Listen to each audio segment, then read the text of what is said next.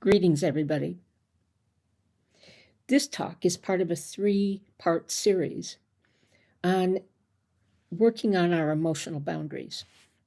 So important in our relationships and in recovery. When someone close to us is in a bad mood or frustrated or racked by anxiety, it's natural to see their emotions as something we should fix or take care of for their sake, but mainly for ours. And sometimes we want to run away, give advice, or worse, we take people's emotions personally. For example, have you ever had the experience of coming home at the end of the day and your partner or spouse doesn't greet you, seems irritated, tense, won't speak about it? When this occurs, does your anxiety go up? Do you personalize their reactions, only triggering your insecurity? Or do you take on their emotions and become irritated and anxious yourself? If you ask somebody once out of kindness and concern, that's great. But some of us start badgering people close to us, trying to get them to tell us what's wrong, when we're really asking them to take away our anxiety so we can feel okay. Or we turn to advice giving, which only makes the situation worse. Without a doubt, the number one mistake I see couples make in their communication with each other is that they want to fix it. And by the way, this is true both for men and women. For instance, Larry is a client, and one day he's feeling badly and sits down with his wife, Kim, to talk about what occurred that day.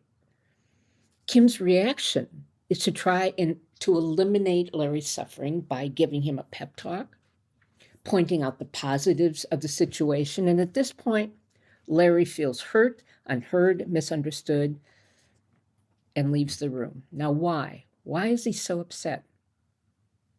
Because most people going through emotional struggles don't want somebody to fix their pain.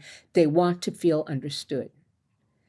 And Kim's reaction, although well meant, is a way she manages her own anxiety because she cannot tolerate seeing Larry upset.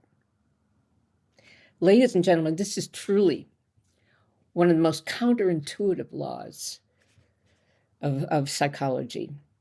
It's a natural human desire to want to alleviate pain in the people we care about. However, the biggest gift we can give them is to listen, reflect, offer empathy, or to offer the phrase I find so helpful in relationship. How can I be helpful to you? So her reaction might sound like this. So, Larry, you're telling me that you felt harassed and put down at work by your supervisor. That sounds so hurtful. How can I be helpful to you? When we can listen, reflect, and offer empathy, we're giving people something far more valuable than advice. We're offering them the gift of understanding and genuine connection.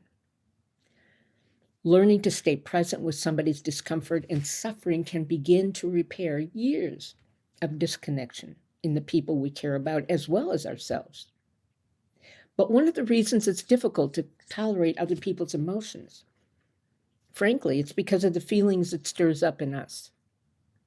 If you grew up with addiction, for example, you became adept at trying to manage the emotions of others in order to avoid catastrophe. Also, for those of us who grew up with any kind of trauma, many are sensitive to other people's energy, and it's difficult to know if what you're feeling belongs to you or someone else. And once we're in a spiral of our own emotions, it's almost impossible to be present when all we want is to find some relief ourselves. So if you find yourself getting irritated, becoming judgmental of yourself, you can validate your emotion without acting out. Take a short break, ground yourself, and then come back to the situation. Take a moment, breathe, and name the emotion you're experiencing, and focus in on the part of the body that emotion is showing up, whether it's your chest, your gut. Also consider that if you're having a great day, and when someone who joins you, all of a sudden anger comes up for you, this feeling may not belong to you. Being able to differentiate and name your feelings can help you realize what the emotional boundary is and what really belongs to you and what doesn't. And most of all, clarify your responsibility. And this takes time. We can only be responsible for things we can control. And one of my mantras is that we cannot control our emotions.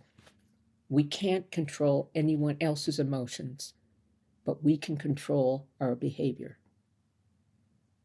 When we stop expecting to be able to take somebody's pain away or fix them, then we start taking the genuine steps to connect with them in a heartfelt way and offer genuine support.